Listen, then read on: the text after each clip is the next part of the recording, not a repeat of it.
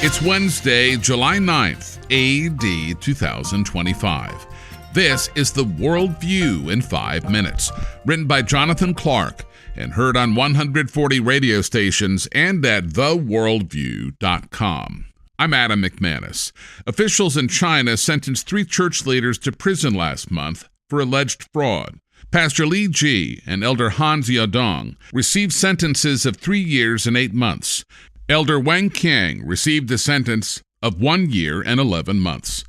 They're from Linfen Covenant Home Church in China's northern Shaanxi province.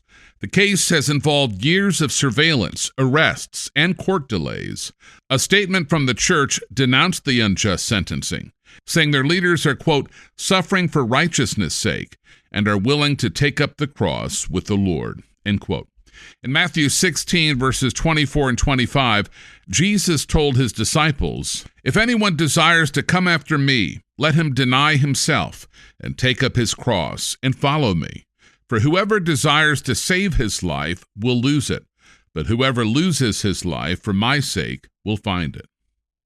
Thousands of people attended a pro-life rally in Dublin, Ireland on Saturday. People held signs and flags that said, "Life will win," and "Stop aborting our future." Since 2019, over 50,000 unborn babies have been murdered in the womb in Ireland. Sandra Pardo with the Life Institute said, quote, "This is an issue the media wants to ignore. But how can we be blind to 50,000 lives ended in just over 6 years? It represents more than 100 schools or thousands of classrooms of children. It's part of Ireland's future growth and development and innovation ended before birth," end quote. In the United States, President Donald Trump announced he will visit Texas on Friday in the wake of catastrophic flooding there. Flash floods hit central Texas last Friday, July 4th, killing at least 108 people. Most of the deaths were in Kerr County, where 30 children died. Many of them were from Camp Mystic, a Christian girls' camp. Local officials have reportedly been dodging questions about their emergency response preparedness. If you'd like to contribute to the on-the-ground help of Samaritan's Purse, make a donation through a special link in our transcript today at theworldview.com. During the tragic flooding, a U.S. Coast Guard rescue swimmer has emerged as a hero. 26-year-old Scott Ruskin and his crew were called in to help at Camp Mystic. He described his experience on ABC's Good Morning America. I got on scene, boots on the ground at Camp Mystic. Discovered I was the only person there as far as first responders go. So yeah, I had about 200 kids all scared, terrified, cold, having probably the worst day of their life, and I just kind of need to triage them, get them to a higher level of care. Having only been a rescue swimmer with the Coast Guard for 6 months, this was literally his first rescue mission. When I got on scene, there was 200 kids looking to someone for some sort of comfort and safety. They don't really know what my experience is or my rank or my age. They just know, hey, this guy's a professional and he's here to help us, and I kind of had to live up to that standard. Remarkably, Ruskin is credited with saving 165 lives.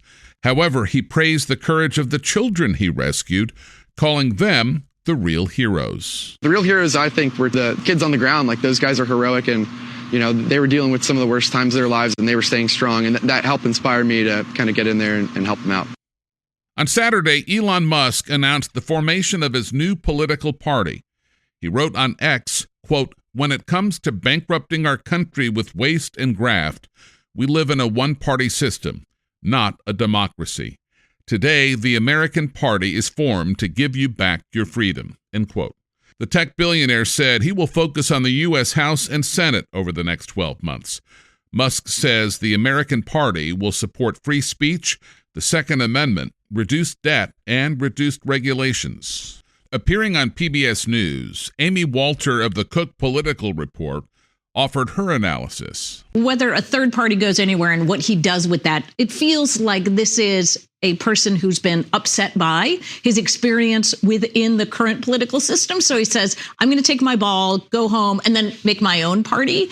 The reality is he could have much more influence on politics if he took some of his millions and billions of dollars and actually focused it on a certain number of candidates or races of candidates who felt similarly to him on many of these issues. Clearly, The fiscal issue in terms of the deficit is the one driving him in this case, but he has a lot of other policies that if he funded a candidate on the Democratic or Republican side would be really more efficient than starting another party.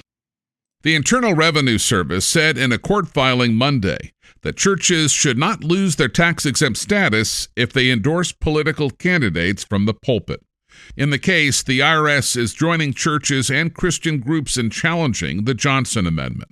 The 1954 provision of the tax code prohibits 501c3 nonprofit organizations from engaging in political activities.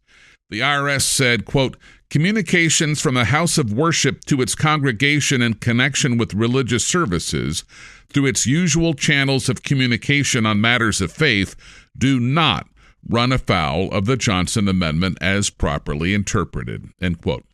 And finally, Gallup released a new poll on the most important values to Americans. U.S. adults were the most likely to rank family as their top value, followed by freedom, health, integrity, and faith. Family is the most important value for nearly all major subgroups in the survey. The most notable exception is for those who attend religious services weekly. While family is important to them, faith is even more important. In Matthew 22, verses 37 and 38, Jesus said, "You shall love the Lord your God with all your heart, with all your soul, and with all your mind. This is the first and great commandment. And the second is like it. You shall love your neighbor as yourself." And that's the Worldview on this Wednesday, July 9th, in the year of our Lord 2025. Follow us on X or subscribe for free by Spotify, Amazon Music, or by iTunes or email to our unique Christian newscast at theworldview.com. Plus, you can get the Generations app through Google Play or the App Store. I'm Adam McManus. Seize the day for Jesus Christ.